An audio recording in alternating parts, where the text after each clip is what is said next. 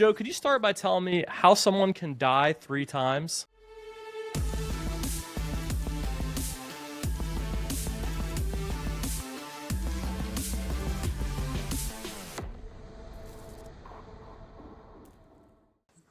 Yeah, that's a great question, that Nick. Thank you very much. So yeah, that was a tough gig, that. And if you'd have been with me back in 1988, right? That I don't know, that was a long time ago, wasn't it? And you'd have seen me standing outside, and these big wrought iron gates had closed behind me, and I wasn't just leaving prison, although some people would say I might be.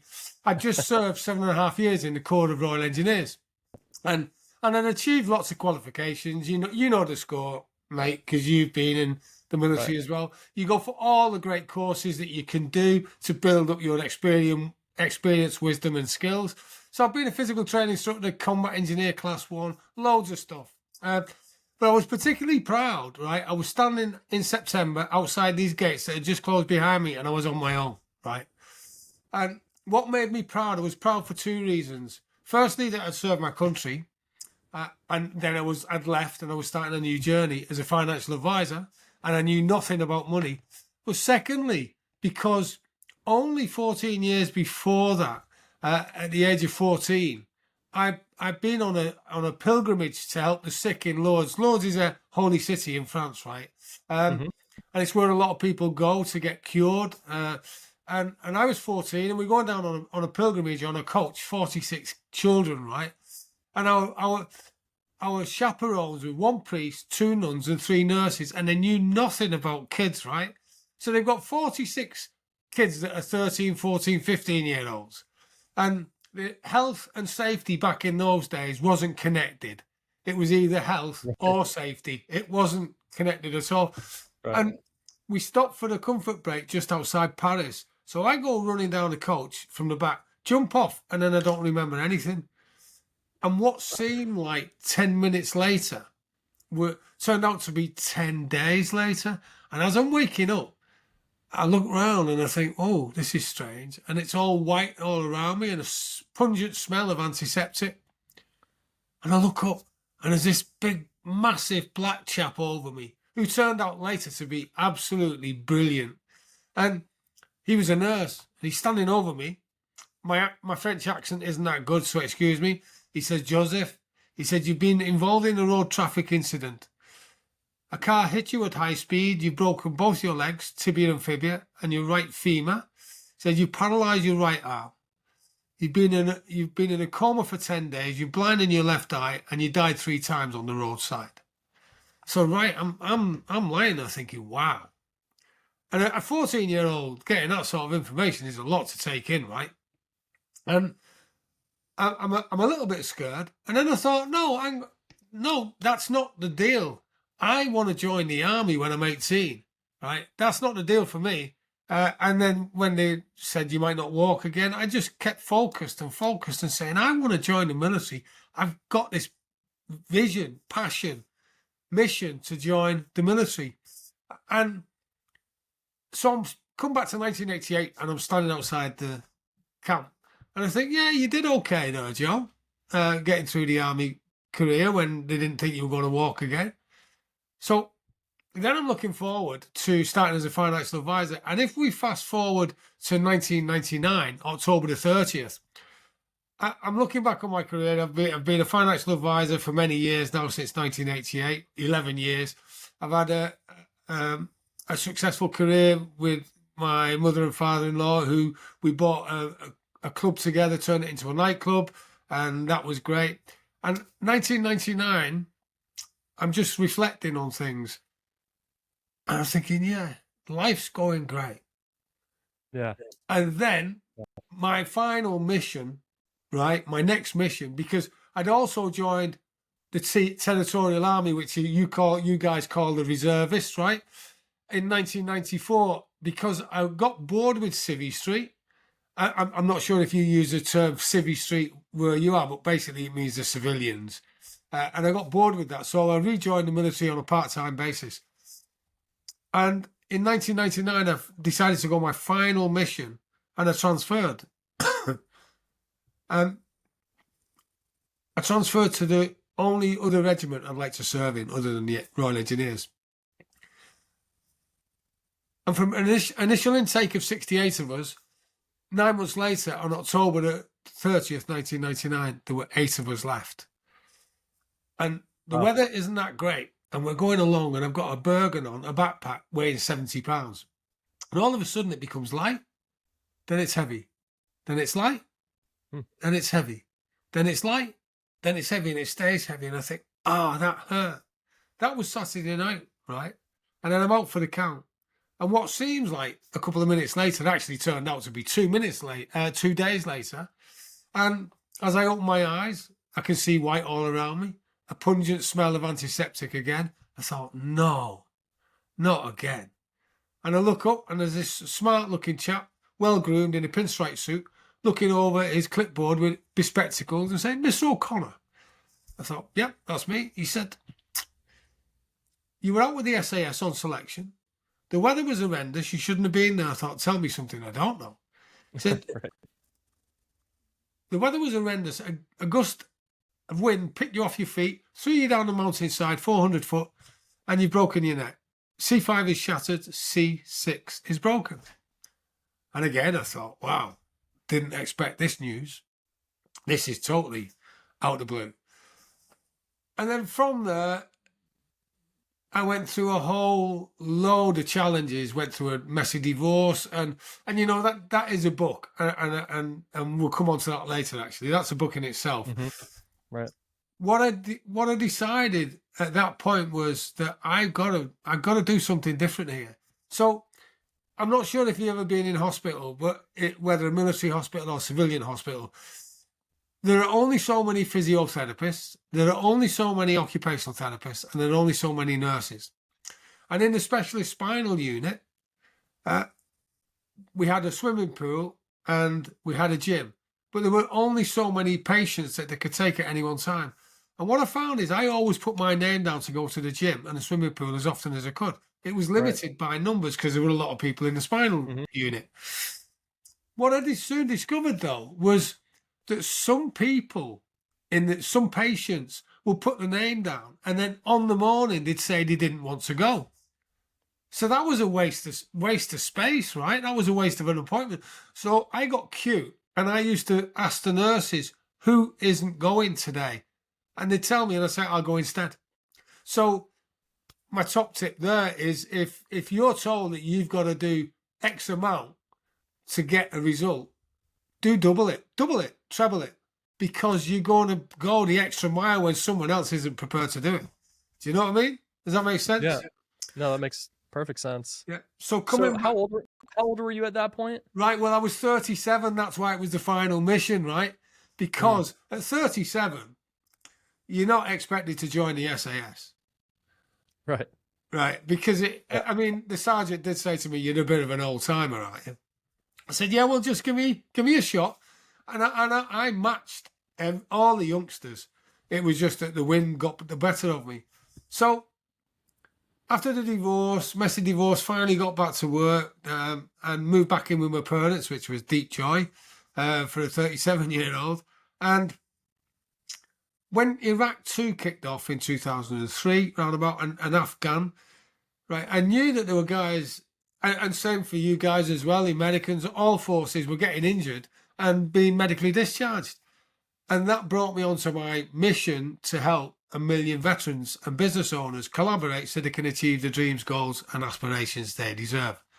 So that, in a nutshell, is what brought me to where I am here today with you.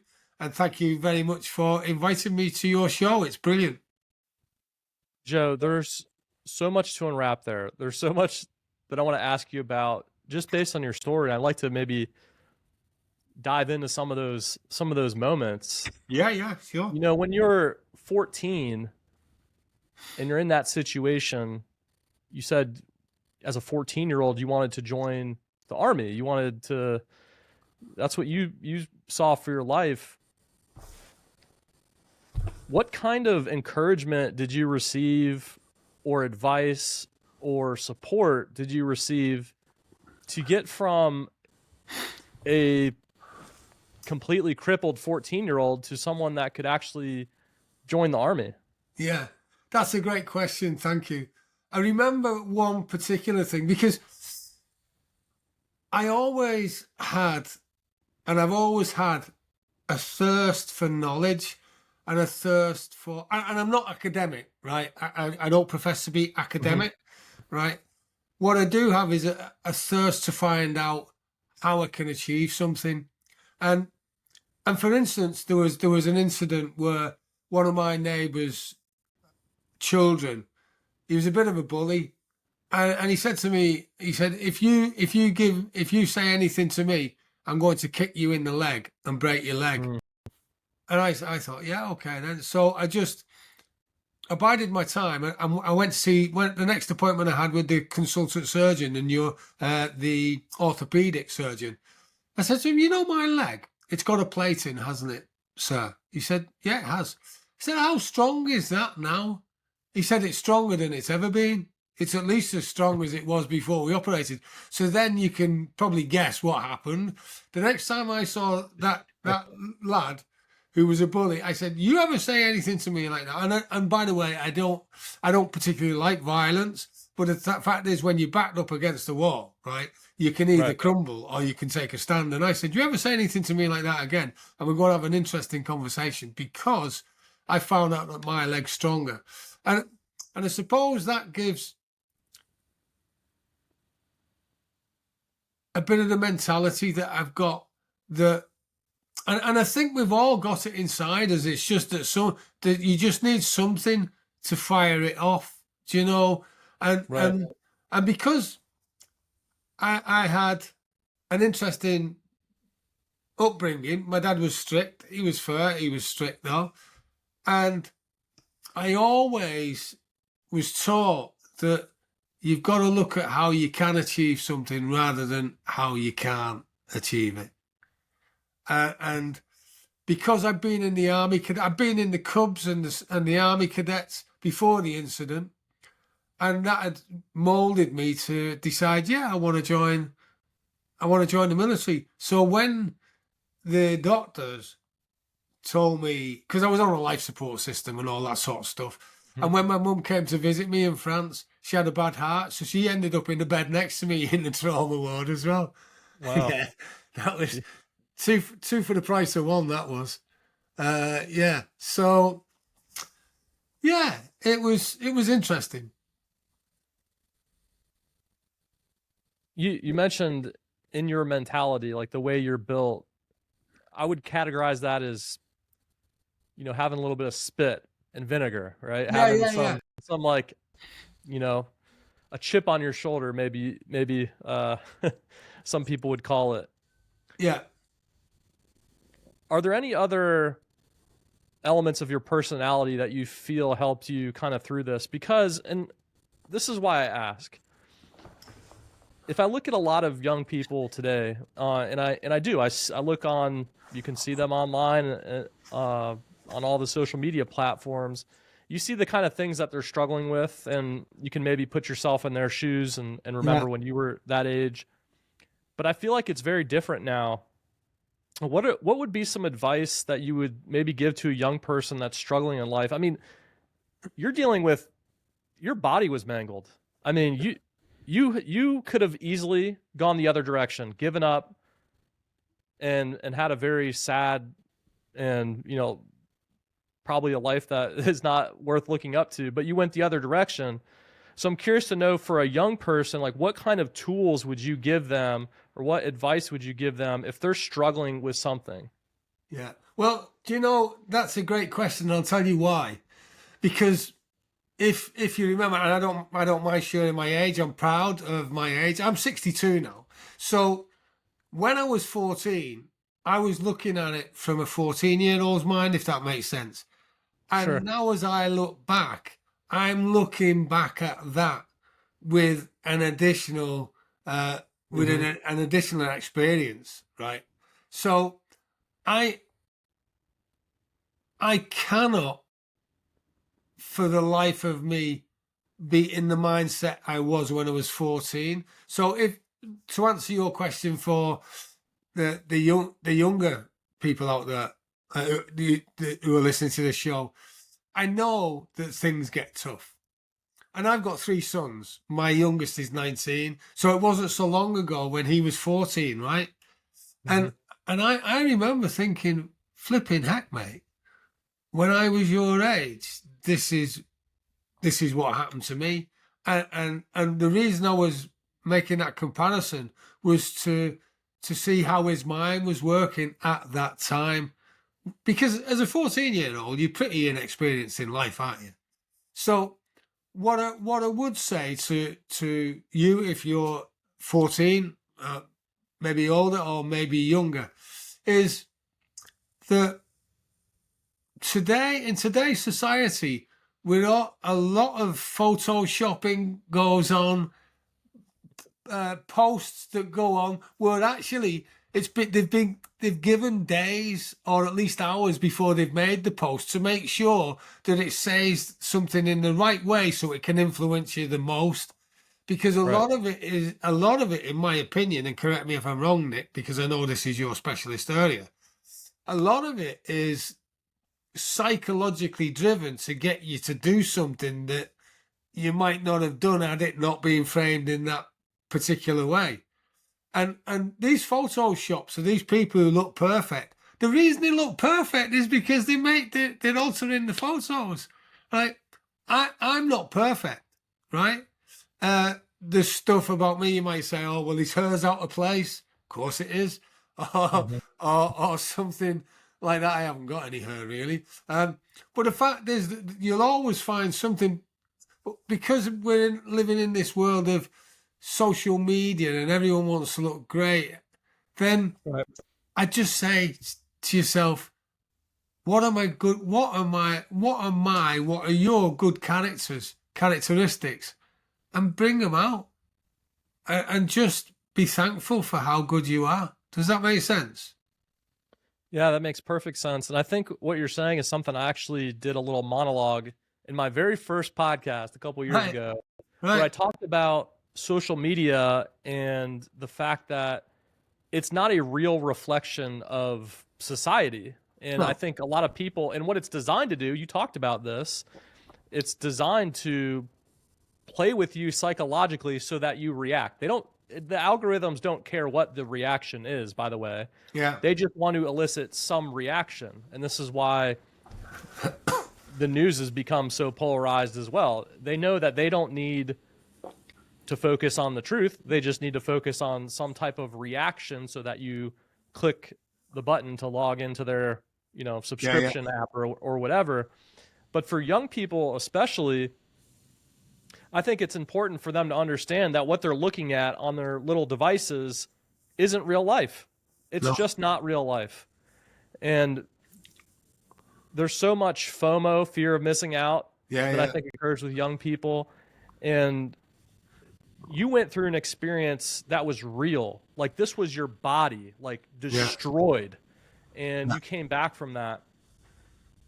And I think there's so much to learn from there. I wanted to ask you about, when was you've died several times, almost, let's just say. When was the moment that you realized, I'm going to be okay? I'm going to be fine. Well, physically, mentally. Have you had that moment, or are you still on edge? Well, from this experience, that's just triggered off a few things in my mind, right? Yeah. I mentioned that my arm was paralyzed, right? Now I had, and I believe having a good coach and mentor can make all the difference in your life, and also networking with the right people, because you will earn and you will be and reflect the same behaviors, experiences, and traits as your closest 5 people, without a shadow of a doubt. Right. If you knock about with drug addicts, what are you going to be? Well, probably a drug addict. If you knock about with successful people who are always looking for the next good thing to do, what are you going to be? Successful, looking for the next good thing to do. So when I was 14 and I came out of the hospital, I thought, right, so what can I do to get me back to normal, or as normal as I can be? And my arm was paralyzed. So my granddad said to me, that, right, you learn to play the violin. This was before the incident. You learn to play the violin, and I'll give you the 3 violins that I've got. So there's a great, Wow. a great incentive. So when I'd already learned to play the violin before I had my incident, and by the way, it's not an accident; it's an incident, because the difference is an accident is I don't think anything's an accident because you've done certain things to lead up to that time when that incident occurs, if that makes sense. Sure. And it was at that time I decided my music teacher was absolutely brilliant. He gave me all the coaching and enthusiasm and encouragement that he could. And I got my arm working again with the violin because you have to use your right arm with the bow. So that was physiotherapy for me. You know, there's lots of things you can do in life that's really simple. Like, you know, to keep fit, you can go for a walk. Right. For instance, you don't mind me sharing this, do you? No. Go ahead. Right. Share, please. So, like, for instance, if you go for a walk for, say, an hour, right, you probably burn about 3 or half an hour or a unit of time. Say you burn 350 calories doing that.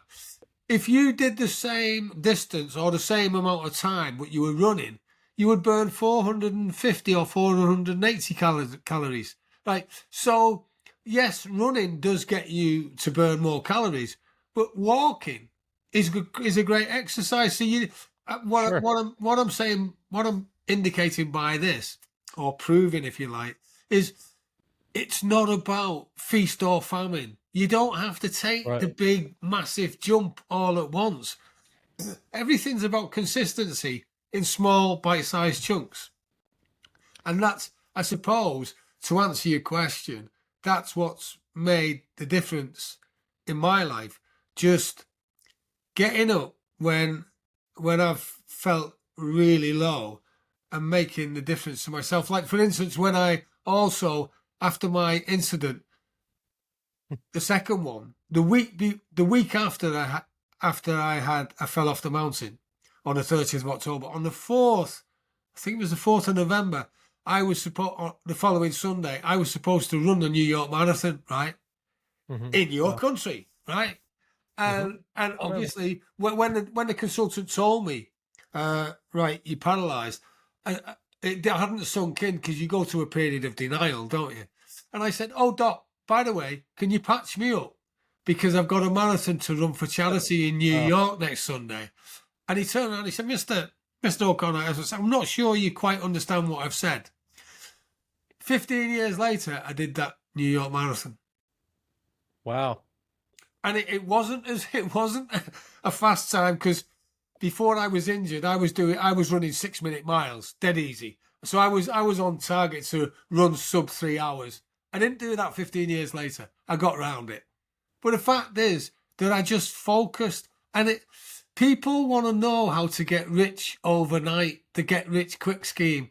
And unless you've got something that's absolutely unique and is going to go viral as soon as you click the button to release it, you're not going to get rich quick overnight. And as you mentioned about perfection on social media, I know of guys who hire Lamborghinis and Maseratis just to do a post, and it's not even their car. Yeah, and they can have all those Maseratis and stuff. I'll take a good pickup truck any day, any day of the week. Yeah. There's a lot there. I wanted to maybe ask about something I think is really critical that you mentioned, was how you just kind of took one step at a time. This is actually advice that I give sometimes to people when they ask, is you just got to put one foot in front of the other, like you said. But I always say it like this, which is one thing always leads to another.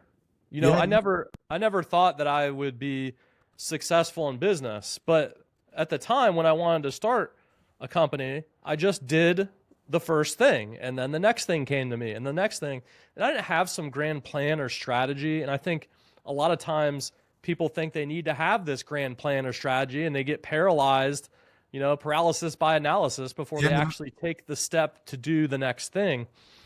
And I think you exemplify that. Can we maybe dive into, because this is so interesting to me personally, because I've never had a serious injury, thankfully. And I do wish that you never do. Thank you. I appreciate that. I also, there are probably some people that hope I do, but I hope I don't. But that experience of laying there, unable to move, I just can't imagine the psychological struggle, the fight that's going on inside your head. Can you maybe just tell me about that? Like, what is that all about? That day-to-day struggle. Well, I can say that on the first incident at 14, I had no idea because I was in a coma. I was gone. My injuries were so serious that my body went into shock. On the second time, I was actually lying on the side of the mountain, fully conscious. And I remember that the Gore-Tex hood was over my face, so I sounded like Darth Vader. Right. Breathing, because obviously I'm gasping for air. And it was at that time that things were going through my mind, because this was Saturday night. On the Monday morning, I was supposed to be back at work, right? Because I had a commercial deal to close for someone. I had some investments to do for another client, and I had some business protection to put in place to cover some business directors if anything happened to them, if they were injured or any of the shareholders died. So I'm lying on the side of the mountain, and then my mind goes back to a few days earlier. I've been kicking around a football with my 4-year-old son, and my wife is pregnant with our second child. So we've got another one on the way, and I'm lying on the mountain. I'm thinking, I'm not ready to go yet. I'm not ready to die. You cannot take me now. Because, it was a bit like hanging onto the side of a cliff and thinking, I'm not ready to go yet. And then just scrambling back up and getting up the cliff edge and then sitting on the side and thinking, wow. And then you look down with a bird's eye view and you think, so what's next? And like you were saying about business, what's next? Well, the first thing to do is find out how serious it is. And I cried like a baby. I can tell you. The pain. I mean, I know it's like a Hollywood film, when you tell the story, it looks good, and there is the hero's journey and the peak and the troughs. And because you're asking great questions, I can share with you that there were lots of times where I felt low as anything. And there were spasms going through me, and yeah, I didn't know where the next penny was coming from. And then when I went through a divorce, that was everything ended, except it took away everything except my self-respect, my dignity, and my determination to succeed. Because you can take away my money, you can take away my car, you can take away my house, you cannot take away my determination to succeed. I don't care what you do to me. And it's about not looking at what's wrong, looking at about what's right about yourself, and then seeing how you can use that to get to where you want to be, and just make sure that you're always hanging around people who are at least as good as you and maybe better. I don't like to be the dumbest person in the room. I'm not that keen with being the smartest person in the room either. Right. That's good. I want to ask you about that, about how you find and assemble those people, but I wanted to maybe take a little dark turn, because I just had this thought. You mentioned when you were laying there breathing through that Gore-Tex and you could hear that. Does that moment haunt you ever? Do you think about that still? That little moment in time? Yeah, and that's a great question, because you and me know that there's a lot of people who've been in the military, veterans, and people in the world generally who suffer from PTSD, post-traumatic stress disorder. Now, fortunately, I've gone through, since about 2010, a whole journey on making myself better with education and understanding how the mind works. And, you know, I've done things like I'm a trainer in hypnotherapy and timeline therapy, which is a whole thing in itself. I could talk for hours on that anyway.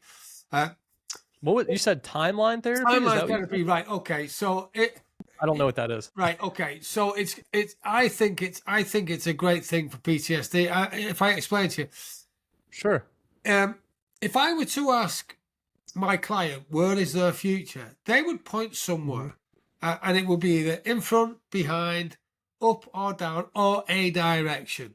They may even put their hand on the chest or just say here, right? And then if I said where is your past, they will point to a direction which is behind them, in front, up, down, sideways, and it's usually, not always, usually a different direction than what the future is. Does that make sense?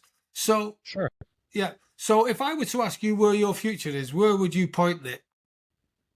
Forward, ahead. Right. Okay. Right. Which is not unusual. Other people may point somewhere else. So if I were to ask you where your past is, where would you point? Behind. Right. Okay. So now you've demonstrated to me and yourself that your timeline is past is behind, future is in front. So with that knowledge, I can help you go float above that timeline and take you to anywhere you want. Right. Because, and let's say, for instance, there's lots of therapies out there that make you relive trauma. Right. And in my opinion, to have the trauma once is enough. Right. To relive it is not productive, and some may say even cruel. Timeline therapy, right? You can be taken above the incident, like as if you're flying in a jet, and look down on it, so you're not in it anymore. You're experiencing it from the third person effect, if that makes sense. Sure. So what that allows you to do is I guide people through a whole process that allows them to recognize what they learned, recognize the lessons, and recognize what went well, what didn't go so well, and then they can forgive the experience, if that makes sense.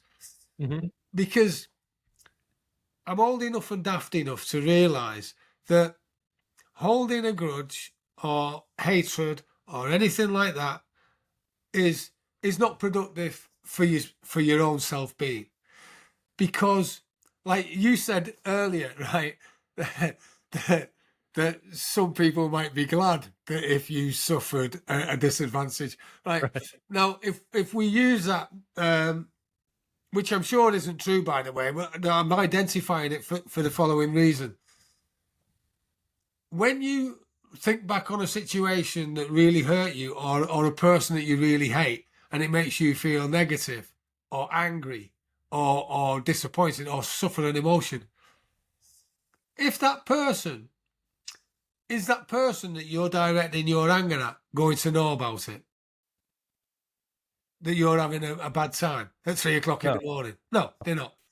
So you're the only person who's being affected by that, aren't you? So what would you want to do that for? And secondly, if the person who had made you feel angry knew about it, they'd probably be glad anyway. Do you know what I mean? So like when you've had a bad experience as well, and it's classed as post-traumatic stress disorder, it is in the past, and it's about helping you get over it. Is that made sense? Yeah, I think the way you describe it, it's just about identifying the events and maybe categorizing them away in your mind so that you can reconcile and look at what's ahead of you and move on. Yeah, and put it in the past, if that makes sense. So yeah, and that was a great question that led me to talking about that, because that's what I've been able to do myself. Because obviously, you know, it's like the military practice: demonstrate, imitate, practice. Demonstrate, imitate, practice. So what an instructor would do is demonstrate it to us. Then we'd imitate what they've done, and we'd practice until we become a master. So during my period as a coach and learning about the timeline therapy from a practitioner's point of view, then a master practitioner, then a trainer, I actually had a buddy-buddy system. So I would do the same interventions with them and they'd do it on me. So we could comment on what went well, what didn't go so well, how we can get better next time. So because I've practiced it so many times, and I practiced with my buddy, he was practicing the techniques on me, which meant that I was cleansed. Do you know what I mean? So when I look back to the event where the Gore-Tex was over my head, I just see it as an experience. It holds no hatred for me, no anger, no disappointment. It was just something that happened. And if you remember when I was saying my burger went light, then heavy, then light, then heavy, that was when I was bouncing down the hill. Oh my gosh. Because there was a period of vertical fall, and then as the mountain started to plateau out, I was bouncing down the side. So I felt every bounce. And on one of the bounces, that's when my neck broke. And now when I look back, I just think, well, it taught me a lesson and it made me who I am today. Joe, you mentioned surrounding yourself with the right people, getting the right people in the room, hopefully people that are better than you. How do you find those people and how do you connect with them so they will be in your room to begin with? That's a great question. I mean, first of all, it starts, I suppose, at school, right? At a young age, and at school, right, we want to be accepted by everyone, and unfortunately, that's not going to happen, from my experience, because there's always some people that you will naturally gravitate towards, and then there's people who don't, and you don't want to be near, and that continues once you've left school, college, university. Mm-hmm. You will always hang around with people that you like. Now, when you're out in the business world, then networking is a great way to do it. There's lots of business networking events that are certainly in the UK. And for instance, one of the things I did during lockdown, because I went to the Atacama Desert in Chile with my 13-year-old son to climb some unclimbed peaks, which was really cool, right? And my son did some wonderful things, and I was there to help him. And when we got back, right, on the 29th of March, because if you remember, the lockdown started getting big on the 23rd of March. We were over in the Atacama Desert then. We only just got back to the UK. I used to do regular networking with business people, and then we found out that we could no longer meet face-to-face. So I set up a business networking meeting that's online, and it's specifically for veterans and business owners to come together. And I still run it to this very day. And you see, it's a great place for you to practice presentations, practice your 60 seconds sales pitch, if you like. Put it together, and it's in a safe place as well, because there's a lot of people that come in and they're learning as well. So you always talk about and be supportive and helpful to show, well, that went well. This is what you could improve on. So make it better next time. Does that make sense? Because going back to what we were talking about, social media, there's a lot of people who can be opinionated and maybe troll you or not be friendly, which is totally unhelpful. And these keyboard warriors, well, what can you say about them? The point is that when you're in a network that's friendly, you can make the mistakes, right? Because when you're in that network, you can practice getting your stuff right. So when you're in front of people where it really matters, you shine like a star. Does that make sense? Yeah, that makes perfect sense. Maybe find your tribe. Is that great way to put it. Yeah, find your tribe. Yeah, of course. Okay. So when you meet someone and you think perhaps this is an accomplished person, this is somebody that may know more about XYZ topic than me, or at least I want to surround myself with people like this. Yeah. How do you connect with that person and bring them in to your circle and make them members of your tribe, so to speak? Well, thank you for that question, because that just triggered off a few things in my mind. First, because when you first meet someone, you're doing an interview, right? Whether it's a first date or a business appointment, you're doing a first date. You want to find out what they bring to the table, and they want to find out what I bring to the table. So I always look back to my bomb disposal days, my EOD, explosive ordnance disposal. When we got to an incident site, we had questions, right? And they worked on Kipling, the poet. He said, I had Jungle six Book? wise. Yeah, that's right. You're Kipling. I have 6 wise men. They taught me all I know. They are who, what, were, why, when, and who.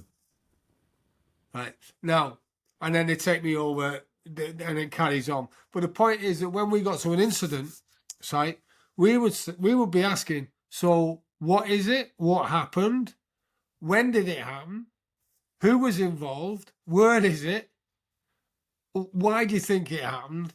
And how can we get to it? Now that's a shortened version, right? So if you have those questions in your arsenal, right, when you meet someone, and I mean you don't need to be reading them to make sure you ask every question, but if you ask them rather than making statements, and use 2 of these ears and 1 of these mouth in proportion,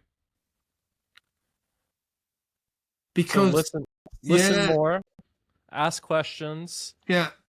What you're talking about is building connection with someone. Yeah. I mean, because you're doing a great job, right? Because as the podcast host, you've got to interrogate me in such a way that you get the most out of me that you can. So what you're doing, I know I use that jokingly, interrogate me. Sure. So you're asking great questions, and while I answer, you're listening. I try. I always tell people that everyone should do a podcast, because if you want to do a good podcast, you have to really listen to what people are saying, so you can dive in a little deeper and deeper, or else you're going to have a 2-second conversation and it's not going to be any fun. Yeah. And you need to learn to ask open-ended questions. Yeah. Right? Exactly. Like, how do you figure out what to talk about with someone you want to bring in to your circle? And then what does that look like when you have somebody in your circle? Are you in this digital era? Are you calling them all the time? Are you texting them? Do you have scheduled link ups with people? How are you communicating and talking with people? You mentioned that veterans group that you're a part of, or that you lead. Well, is that a tool in the arsenal, or is that the whole arsenal? You know? Well, it's a mixture of everything, and I suppose that it's a bit of face to face, it's a bit of WhatsApp group, which is an exclusive group. It's a bit of having a membership site. It's a bit of phone calls, and it's a bit of meeting for a one-to-one. So say there's one network group where I go to, and there's 30 very successful business people in there, right? Right. And you get 60 seconds to stand up once a week and do your pitch about what you do. And then you have breakfast, and then you pretty much go. Now, in that, we're really friendly. We have a great laugh. In between those meetings, we get together and have a one-to-one for about an hour. And we'll do that. We'll do that. We don't do it every week. We do it because that means all you'd be doing is seeing each other 30 hours. Right. We do it regularly enough to make sure we keep in contact and find out what's happening in each other's lives. And by the way, having those questions, the 6 questions, I don't use them, and I think they should be used ethically. And what I mean by that is you don't use them to manipulate someone into a circumstance that they didn't want to do. Do you know what I mean? Sure. It's to achieve a win-win. Because by the end of it, it might be, yeah, you're a great person, thank you, and we'll keep in touch. We can't do anything at this point together. Or, yeah, we can work on something, if you know what I mean. So it's about respecting someone's space and respecting each other's abilities, skills, and strengths. And time, of course. You got to respect time. Of course. Yeah. Time is the one thing you don't get back. Very, very good. So you talked about these 2 horrific incidents. Yeah. And now you're in your 60s. successful financial advisor, wealth advisor, and I want to ask you a lot of questions about wealth and veteran success and all those Yeah. things. How have those experiences,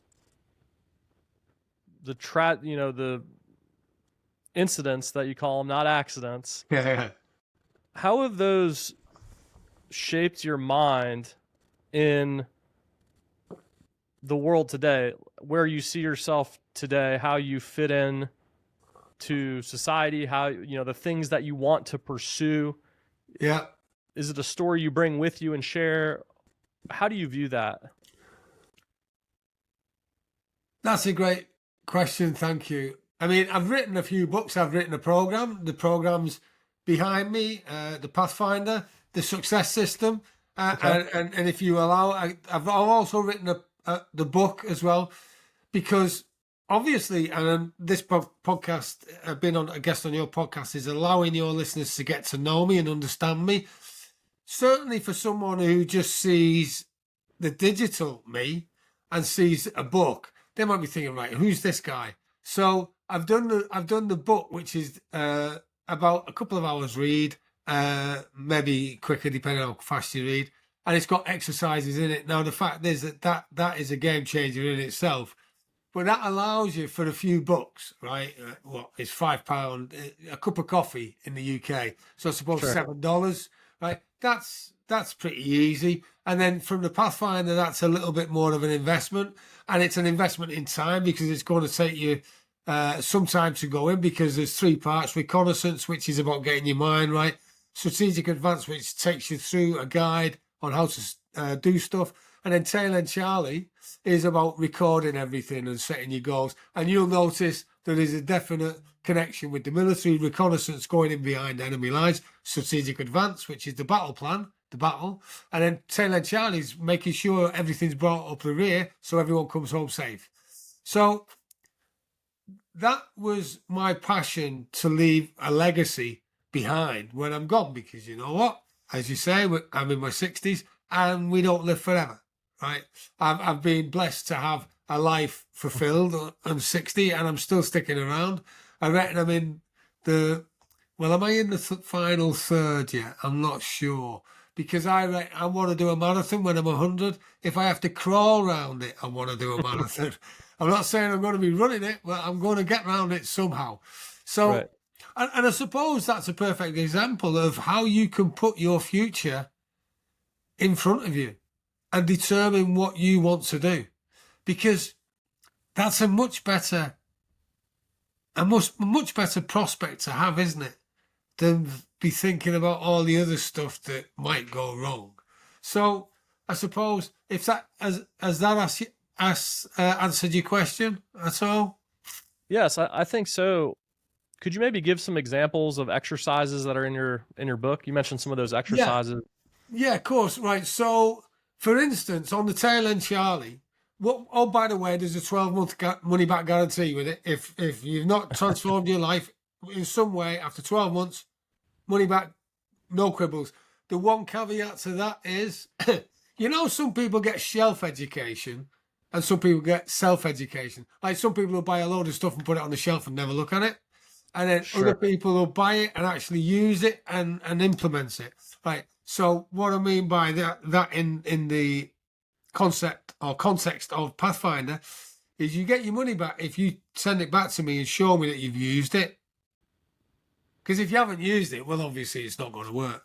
So, and then coming back to your question on a few examples, like Tail End Charlie, right? We look at transformational goals, like the stuff that when this happens, it's going to make so much difference. Then we're looking at the goals for the week, right? The goals for the year. Then we look at what went well, what didn't go so well, what did you learn from it. We have an activity section where you actually put your target for the week, and then you have in 7 boxes whether you did it or not. So let's say, for instance, you said, like, my target is, and by the way, there's a worked example in it who it was completed by a real person, not AI, who I said, fill that in, please, because I'm going to use your answers in perpetuity as an example of how to fill this in. Not to copy it, but just to show, because I don't know about you, Nick, but I like to see what good looks like. Sure. Because it helps me determine how I should complete it, even though my answers are going to be different. It shows me how best to use it. So let's say, for instance, you wanted to go to the gym 3 times a week on a Monday, Wednesday, Friday. So your target is 3. Then you actually tick in the box what days you did go. And if you did 4, then you've got a smiley face because you did 1 extra. And if you did 2, you got a bit of a grumpy face because you didn't do it. And like, there's lots of spaces for you to put the activities in and what you want to do, and mark at the end of the week what you actually achieved. And then what that does is I don't want to breed a guilt complex for not doing it. What I do want to breed is a self-competitive nature, saying, wow, I did that and I'm getting that. What I need to do is work on this a little bit better so I can actually achieve the target of 3 that I said I would. Do you know what I mean? Because the whole makeup of it is to get you doing what you want to do. And that's just triggered something in my mind.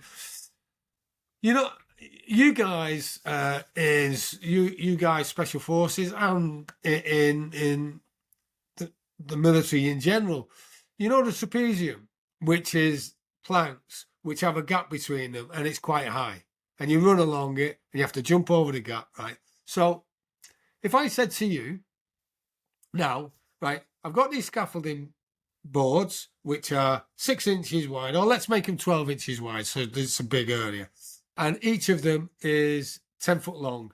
And what I'm going to do is I'm going to put them both on the floor end to end, right? So it's one long line. Then I'm going to move them out so there's a 3 foot gap between them. So you with me? There's a straight line, the planks, they're on the floor, and you've got to run along it or walk and jump over the 3 foot gap to get to the other plank and get to the end. Now, what would you say if it was on the floor? You could do that, couldn't you?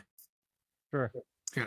Let's put those same planks 30 foot up in the air on scaffolding, right? Now, okay, Nick, now what I want you to do is I want you to start at one end, run, jump over the 3 foot gap, get to the other end, and there's an apple there for you when you get there, or a piece of fruit. How do you feel about that? I'm full. Thank you. Yeah, great answer. So now, if I say to you, okay, let's up the ante here, Nick.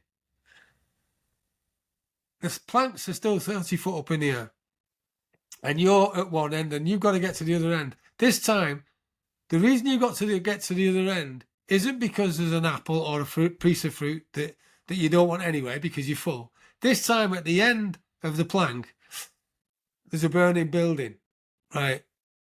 And the plank leads to a window, and inside that building, the window is to let you get in, because if you do not get in, your loved ones are going to die.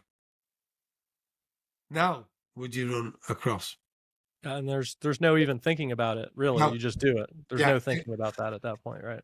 And that is one exercise that's in the Pathfinder Strategic Advance the Battle, and it's about mind shift, because the Tail End Charlie is where you've already been taken through a mind shift from reconnaissance to strategic advance, and now you're doing you're recording it, but you've already done all the groundwork. It's a bit like military training, just getting, instead of doing the 5-mile runs, the 10-mile runs and all that, it's taking you through a structured training progress and process to get you from where you are now to a position where you want to be in your mind first, and then get you there.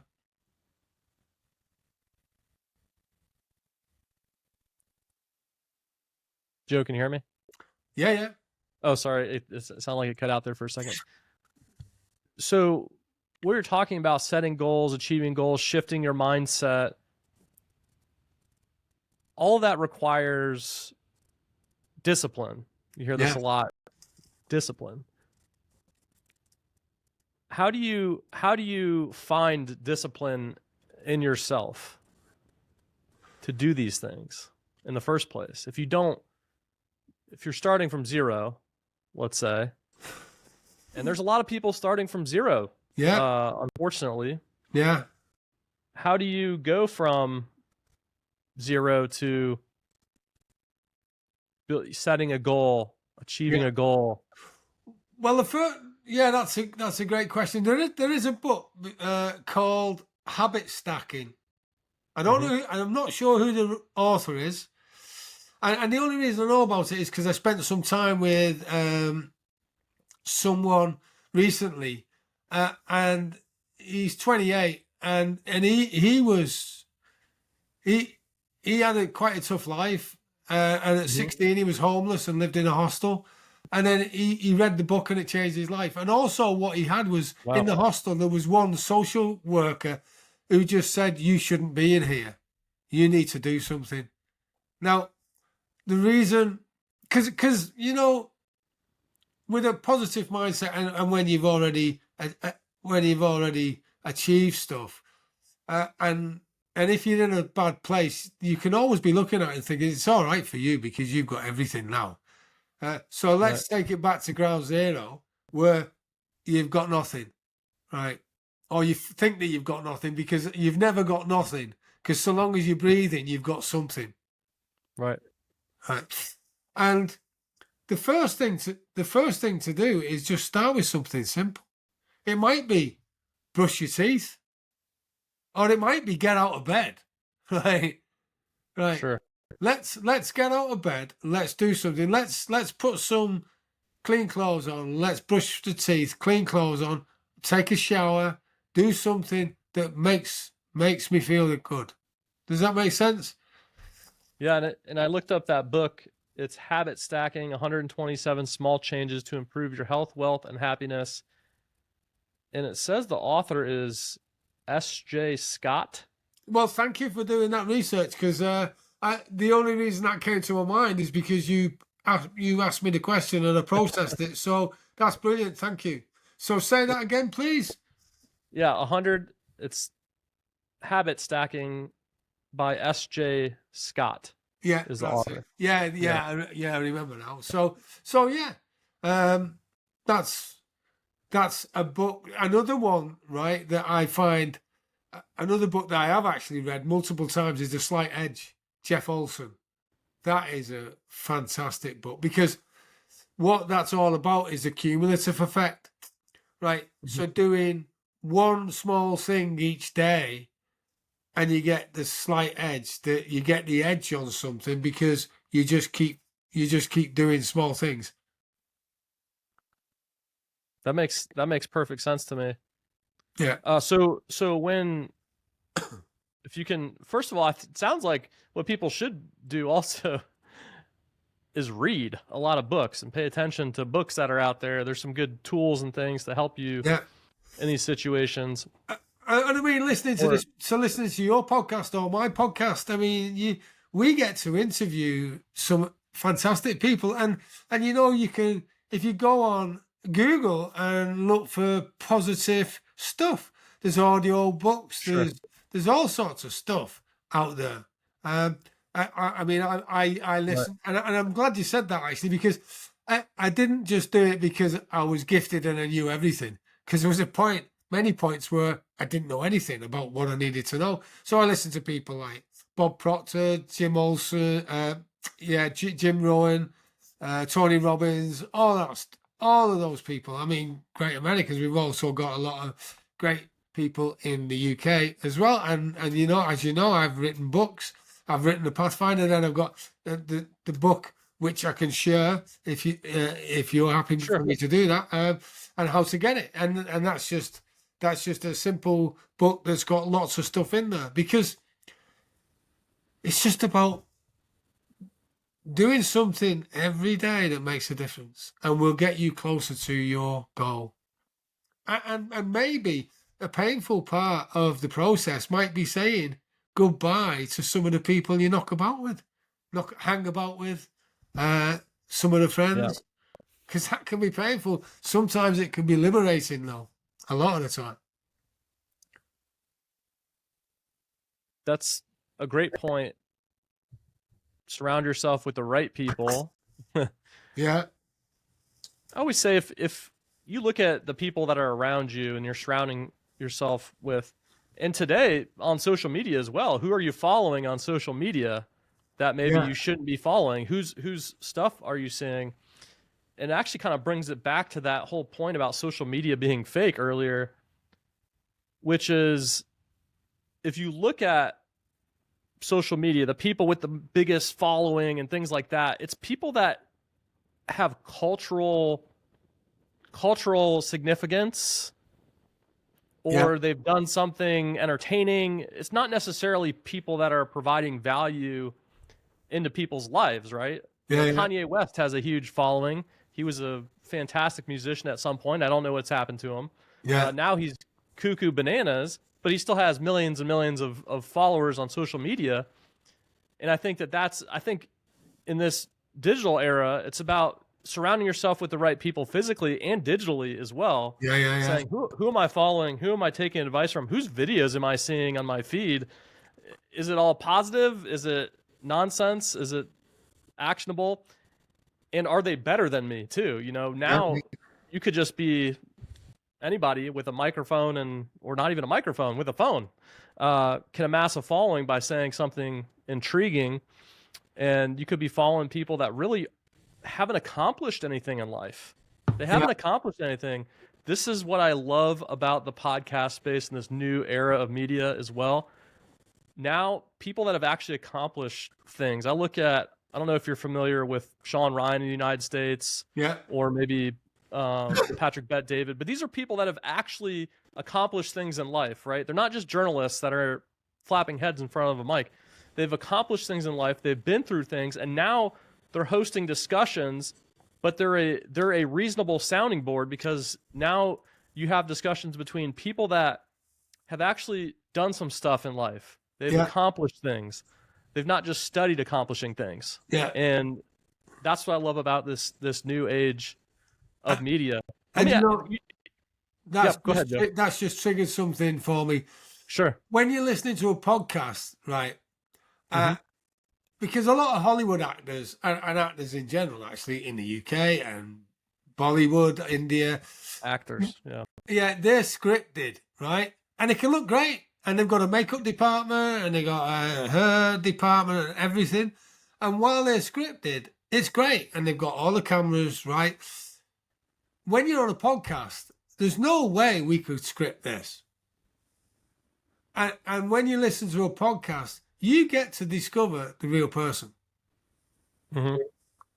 So, and you either get to learn a load of stuff or not. Yeah, and that's, it's interesting that you don't see, there's been some that go out there and really do the podcasts and stuff, but you don't see a lot of actors doing that stuff, do you? I mean, not really. Not in comparison to, university professors that you see on podcasts all the time, or doctors and things like that. You just don't see as many actors on there. And I think it's basically because there's not much depth there. I'm not saying there can't be. And of course, actors, you could be an actor and have a different life before that. I'm just saying, by and large, there doesn't seem to be much there, a mile wide and an inch deep, right? For most actors. I'm sorry, actors, you guys are gonna hate me, but whatever. I don't. No, I know what you're saying, and I know that's a general statement, and there are some actors out there, which you've already said, who've got the depth of character, and experience. Some though, you're right. They're so busy living someone else's life and living someone else's dream and learning how to do that often they're not in their own life. And when they do, and they've got to cope with it, all sorts of stuff happens to them, like bad relationships, they break up, and they're not sure how to handle money, and that, all that sort of stuff. And then some of them sadly commit suicide because it's overload. Sure. Yeah. Fame. I don't remember who said this, but I don't wish fame upon my worst enemy. Like it's that kind of blessing and a curse Yeah. type of deal. So you mentioned some people that you like to follow and listen to in the UK. Who would be maybe 2 or 3 other people that you would recommend people pay attention to, aside from yourself, of course? Pay attention to Joe. But aside from Joe, who would be maybe 2 or 3 people that we could follow, pay attention to, and learn from? If you want to, I mean, I have my own property portfolio. I don't teach people how to get that, right? So if you want to build property, it might be slightly different in the States, right? But the philosophies can be the same, though. Right. Rob Moore is a friend of mine, and he's pretty good at what he does. He's a multimillionaire. Yeah, he Rob is. Moore. Okay. Yeah, Rob Moore, and that's progressive. If you want to learn about marketing, Nick James, he's pretty cool. He started when he was young, and his mum was a Tony Robbins coach, actually, and she took Nick to Tony Robbins seminar when he was really young, and since then he's followed on, and that's for marketing. Yeah. No, I'm glad you brought that up. I just Googled Rob Moore there. I've not seen this person, so yeah. If you send him a message, just say hello from me, from Joe O'Connor. I'll ping him on there and see what he says. Yeah. Very neat. Hey, so Joe, I want to ask you some maybe in-depth financial questions, but I'd like to do though is maybe we'll just do that over on the members only side. And so for anyone that signs up for a membership on YouTube, you're going to get some really good knowledge from Joe on your financial well-being. How does that sound? Yeah, that sounds good? great. And before we do, if you wouldn't mind me just giving that URL for the book, if that's okay. Yeah, please do. And also for your book and for anything related to Joe, all the links will be in the description. Yeah. Okay. Look down there. We'll put links down there on the audio podcast, on the video podcast. All the links will be in there. And definitely connect with Joe, follow Joe, and check out all the cool stuff that he's got going on. What's the website for? Right. Well, the easy one is joeteams.com. Right. That takes them to membership to register for that. For the book, it's joeteams.com/book. joeteams.com/book. So that's joeteams.com/book. Okay, great. And I will also put the link in the description just to make it easy for everybody. Joe, appreciate you being here so much. My name's Nick. This is the NDS Show. Join us over on the community tab as a member on YouTube. Appreciate it.